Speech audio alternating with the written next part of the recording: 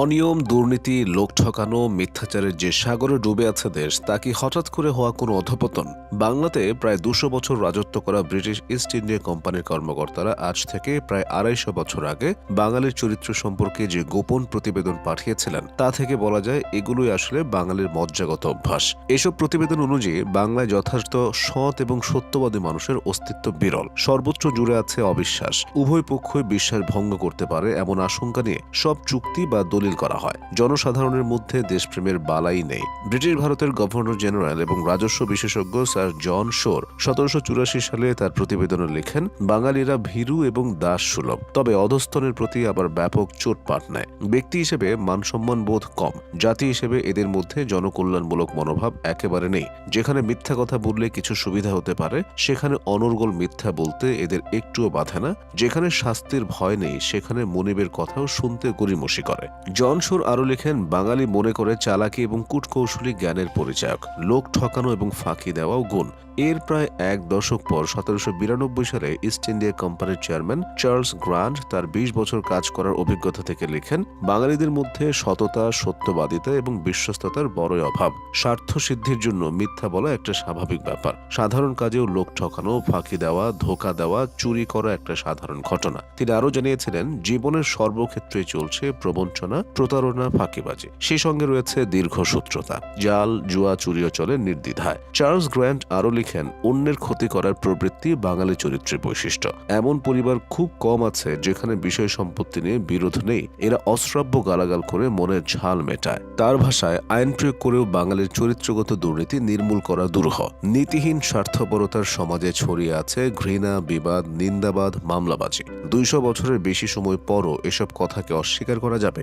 এর প্রায় ১০ বছর পর ১৮০১ সালে গভর্নর জেনারেল লর্ড ওয়েলেসল বাংলার জেলা জজ এবং ম্যাজিস্ট্রেটদের কাছে একটি প্রশ্নমালা বা কোয়েশ্চেনিয়ার পাঠান, যার একটি অংশে প্রত্যেক জেলার অধিবাসীদের নৈতিক চরিত্র ও স্থানীয় অপরাধ সম্পর্কে অভিজ্ঞতা জানতে চাওয়া হয়। এ থেকে গোটা বাংলাদেশের মানুষদের সম্পর্কে একটা ধারণা পাওয়া যায়। তৎকালীন সময়ের সব বিচারকদের মতেও বাঙালিরা কপট, অকৃতজ্ঞ এবং মিথ্যাচারে, সাধারণ মানুষ অসহায়, নির্বিকার। সে সময় যশোরের বিচারক লিখেন, পুলিশ বাহিনী ত্রুটিপূর্ণ হওয়ায় অপরাধ প্রমাণ করা কঠিন। কর্মচারীদের সঙ্গে চোর ডাকাতদের যোগ সাজস রয়েছে। সাক্ষ্য দিলে সাক্ষীর হওয়ার আশঙ্কা থাকায় লোকে সাক্ষ্য দিতে ভয় পায়। ঢাকার বিচারক জানান, ঢাকার লোকেরা কর্তৃপক্ষের প্রতি অনুগত। শহরে তেমন মারাত্মক অপরাধ নেই, তবে যাদের টাকা পয়সা খরচ করবার মতো ক্ষমতা আছে তারা সাধারণত ভোগবিলাসী, লম্পট। বাখুরগঞ্জ বা আজকের বরিশালের বিচারক লিখেন, এই জেলার অধিবাসীদের নৈতিক চরিত্র অতি জঘন্য। এমন কোনো জোচ্চুরি নেই যা উচ্চ শ্রেণীর মধ্যে দেখা যায় না। নিম্ন শ্রেণীর মধ্যে আছে ডাকাতি,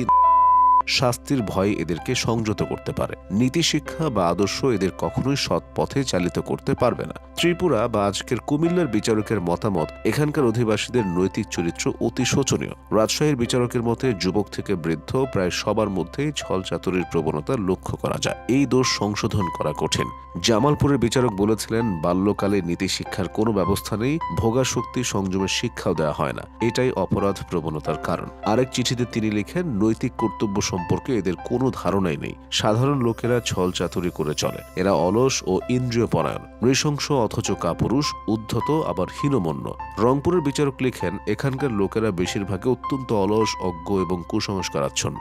অনেক সময় প্রতিহিংসা পরায়ণ, স্বার্থপর, মিথ্যাচারী ও নির্লজ্জ।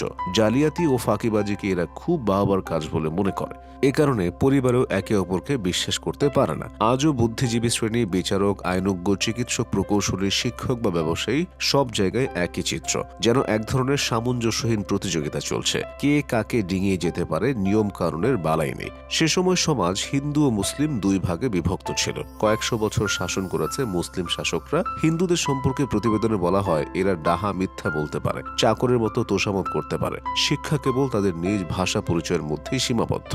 মুসলমানদের সম্পর্কে বলা হয়, তাদের শিক্ষা ব্যবস্থা কিছুটা ছিল, কিছু নীতি কথা, রাজকার্যের কিছু মূল সূত্র শিখলেও সেগুলো মেনে চলে না। সাধারণ থেকে দেওয়ান পর্যন্ত সবার কাজ হলো কথা গোপন করা, অন্যকে ফাঁকি দেওয়া। ব্রিটিশ সিভিল সার্ভিসের কর্মকর্তাদের সেই প্রতিবেদনগুলো তৈরি করা হয়েছিল প্রশাসন এবং বিচার ব্যবস্থা পরিচালনার স্বার্থে। কর্মকর্তা কর্মচারীদের যাতে মানুষকে বুঝে শুনে কাজ করতে পারেন। বাঙালিকে অপমান করার উদ্দেশ্য তাদের ছিল না। এসব প্রতিবেদন তাই তারাও প্রচারও করেনি। আবার বিভিন্ন যুগে পর্যটক, সমাজতাত্ত্বিক এবং রাজনীতিবিদরা নানাভাবে বাঙালির চরিত্র বর্ণনা করেছেন। এসব বিশ্লেষণে রয়েছে পরস্পর বিরোধী দৃষ্টিভঙ্গি। কেউ বলেছেন বাঙালি চিন্তাশীল, বিপ্লবী, কারো মতে বাঙালি কল্পনাবিলাসী, বাস্তব বিমুখে, অলস, কারো কারো ধারণা বাঙালি কলহপ্রিয়, আত্মকেন্দ্রিক। তবে ব্রিটিশ আমলের সেই প্রতিবেদনগুলো ছিল অনেক বেশি তৃণমূল সম্পৃক্ত, ভাবাবেগের চেয়েও যেখানে নির্মোহ চিত্র ছিল বেশি। তবে এসব প্রতিবেদন একবারে তৈরি হয়নি। একটি নির্দিষ্ট সময় পরপর বাঙালিদের বিষয়ে জানতে চেয়েছে কোম্পানি, আর কর্মীরা তা জানিয়েছেন।